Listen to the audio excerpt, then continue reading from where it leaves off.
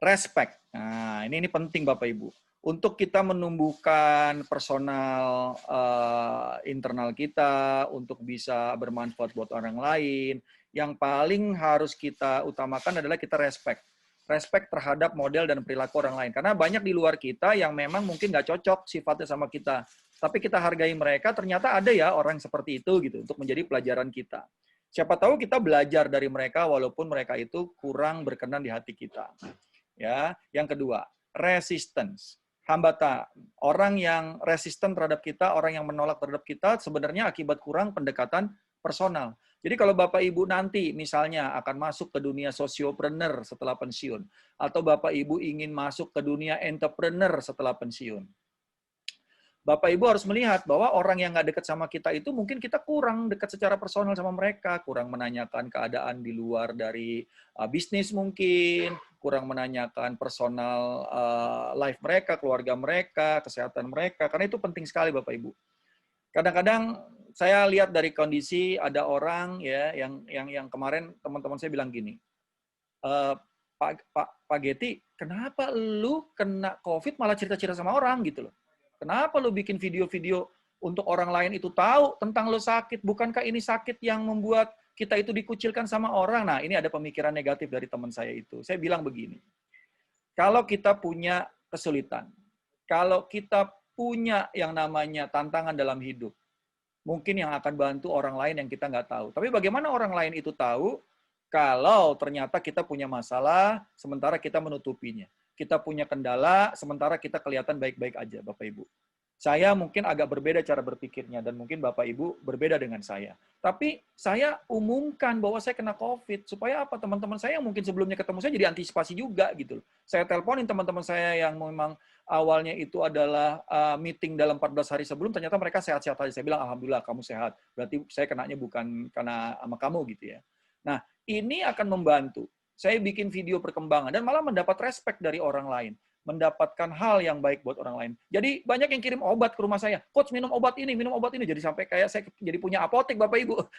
Karena semua obat COVID dikirim. Jadi ini satu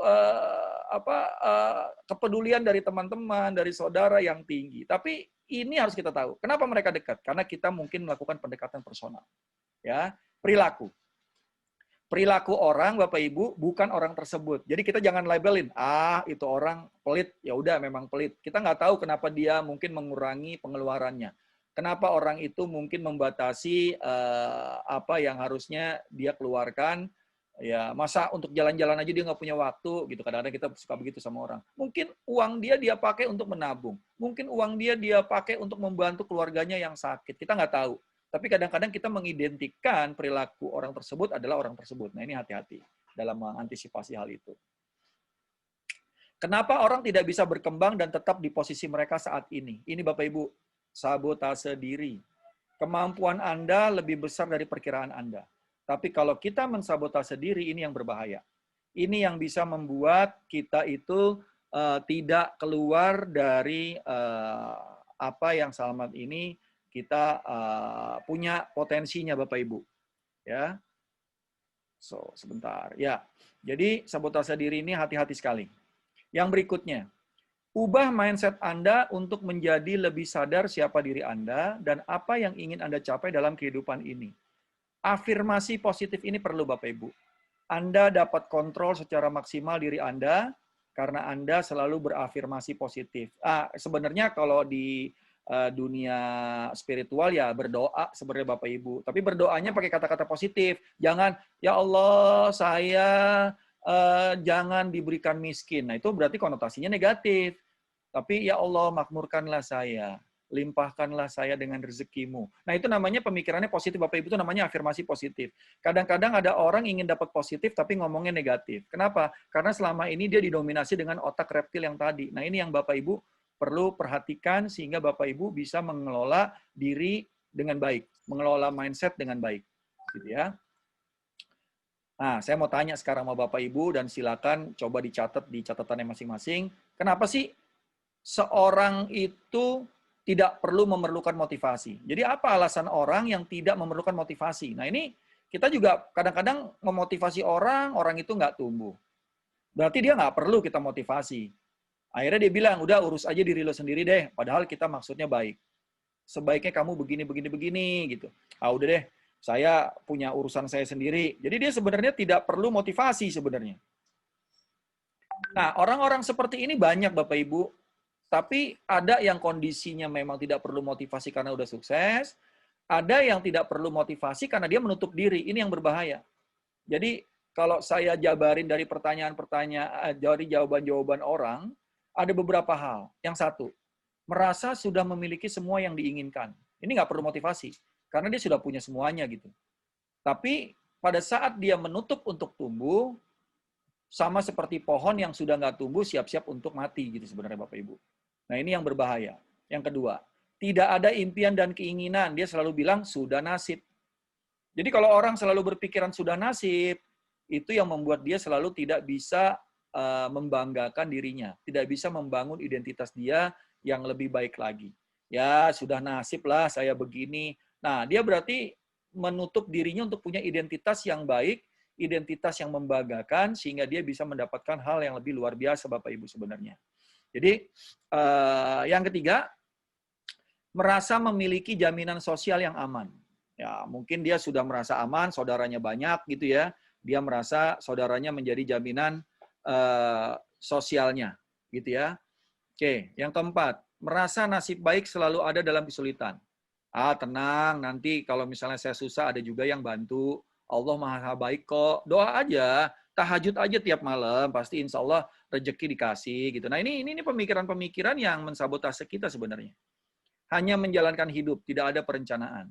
Yang keenam, berada di dalam comfort zone. Ya, berada dalam comfort zone ini itu yang membuat orang itu selalu merasa ya udah nggak perlu motivasi dan nyaman. Sudah sukses dan bahagia dan merasa kaya. Nah, ini yang juga membuat orang itu tidak perlu motivasi. Kalau bicara motivasi, semua orang pasti bisa menceritakannya Bapak Ibu. Banyak motivator-motivator yang saat ini mungkin bisa memotivasi orang. Tapi motivasi itu tidak akan bertahan lama dalam diri kita jika kita nggak melakukan perubahan apapun. Jadi ada yang bilang sama saya juga, Coach Getty bisa juga ya diundang menjadi motivator. Saya bilang, saya bukan motivator Bapak Ibu. Lah, terus Coach Getty ini apa? Saya ini komporator, saya bilang. Saya ini suka ngomporin orang supaya orang sadar apa yang harus diubah.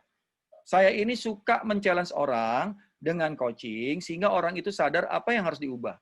Walaupun itu dalam kondisi baik untuk dia tumbuh lebih baik, maupun dalam kondisi yang tidak baik supaya dia tumbuh lagi dalam dirinya menjadi hal-hal yang baik. Coach, apa aja nih yang Coach Getty komporin nih? Nah, ini Pak, Bapak Ibu. Lihat, ini yang saya komporin Bapak Ibu.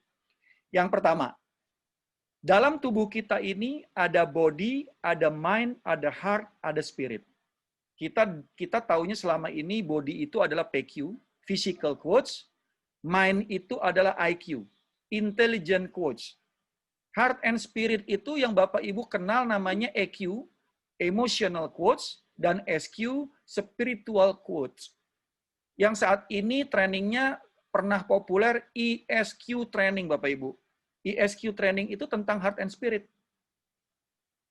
Kalau Bapak Ibu training yang umum tentang keilmuan, tentang keahlian, itu namanya training body and mind. Dia akan membentuk performance Bapak Ibu. Apa saja? Tentang mindset, tentang pengetahuan, tentang keahlian, tentang komunikasi, tentang manajerial. Ini 5 hal utama yang bisa membuat orang itu kinerjanya tumbuh. Nah, itu training tentang body and mind. Dan ini hanya memperkaya otak kiri, Bapak Ibu. Ingat, ini hanya memperkaya otak kiri. Kita pindah. Heart and Spirit, yang kita kenal dengan ESQ training yang pernah sangat populer, trainingnya ada di mana-mana, di departemen, di universitas, di pemerintahan, ESQ training, ya, dengan Pak siapa kalau nggak salah Pak Adi Gunawan kalau nggak salah ya. Jadi Heart and Spirit ini tentang apa? Tentang bagaimana perilaku kita, tentang bagaimana kita sangat merasa capability, kemampuan kita tumbuh, bagaimana meningkatkan keyakinan, bagaimana menumbuhkan value, dan juga memperkuat identity. Ini ESQ training Bapak Ibu. Dan apa yang mempengaruhi ini, dan apa yang membuat ini jadi turun? Lingkungan, environment. Jadi, Heart and spirit di BINUS, kalau lingkungannya mendukung, 5 ini akan tumbuh di BINUS, sehingga body and mind ini akan otomatis tercipta, Bapak Ibu. Jadi, mahasiswa pinter itu bermanfaat karena heart and spirit-nya bagus. Jadi bagaimana coach kita mengetahui heart and spirit mahasiswa? Tanya impian dia apa, masa depan yang dia inginkan seperti apa hal-hal yang dia ingin dirinya bermanfaat buat lingkungan. Kalau mahasiswa itu bisa menjawab dengan jelas, bisa sangat semangat menjelaskan apa impian dia ke depan, berarti body and mind ini bisa dibentuk dengan cepat. Tapi hati-hati, anak yang hanya pinter, kita tanya kepintaran kamu untuk apa, dia nggak bisa jawab, dia punya masalah dengan heart and spirit. Lingkungannya sangat labil. Ya, makanya jaminan anak pinter dan anak bermanfaat itu nggak bisa kita jadikan satu, bahwa yang pinter pasti bermanfaat. Belum tentu. Justru anak yang bermanfaat, anak yang mempunyai ISQ yang luar biasa, dia bisa jadi pinter. Itu akan lebih mudah membuat pinter dibanding membuat sadar. Ini satu kondisi yang saya jabarkan gitu ya, bahwa lingkungan kita, lingkungan rumah, lingkungan kampus, lingkungan pertemanan, itu sangat membuat 5 ini berpengaruh dalam kehidupan Bapak Ibu. Ya, sehingga ini yang harus kita jaga supaya keluarga kita, anak kita, diri kita berada di lingkungan yang tepat. Karena kalau yang namanya performance, ini mungkin bisa setahun, 2 tahun, 5 tahun kita didik dia pinter Bapak Ibu. Tapi untuk yang namanya ISQ, ini bukan waktu yang sebentar. Ini waktu yang terus harus kita jaga, ya, supaya dia nggak berubah. Jadi dengan kondisi ini mudah-mudahan Bapak Ibu bisa menanggapi kenapa ada jaksa agung yang korupsi, gitu ya, jaksa yang korupsi, gitu ya. Jadi ini semua kondisinya karena dia kepengaruh lingkungannya, bukan karena dia nggak pinter, dia tahu itu salah, tapi bagaimana dia bisa menjaga heart and spirit-nya. Karena sekolah heart and spirit ini sedikit Bapak Ibu, tapi kalau sekolah tentang body mind di mana-mana ada dan banyak gitu. Makanya nih mudah-mudahan nih setelah saya sharing ini Bapak Ibu sebagai dosen nih masukkan nih heart and spirit kepada mahasiswa ya, sehingga mereka juga bisa bermanfaat buat luar biasa. Dan saya sangat bangga tuh Bapak Ibu yang namanya nyontek dikeluarin dari BINUS. Wah, itu luar biasa itu Bapak Ibu. Itu nggak ada kampus tuh kadang-kadang memberi maaf kalau orang nyontek gitu ya. Tapi di BINUS ini itu menciptakan heart spirit yang luar biasa, ya jangan nyontek gitu loh. Kalau kamu nyontek ya kamu terima akibatnya. Kalau kamu mau tetap kuliah di BINUS, kamu harus bayar lagi dari ulang. Itu luar biasa. Itu hukuman yang saya rasa benar-benar bisa membuat bukan kapok, dia nggak akan pernah berani ngambil kesempatan itu. Ini yang harus kita pertahankan dan kalau bisa menjadi contoh kampus-kampus yang lain, Bapak Ibu. Saya selalu cerita hal ini, Bapak Ibu, dimanapun saya cerita, karena saya bilang di BINUS itu begini loh.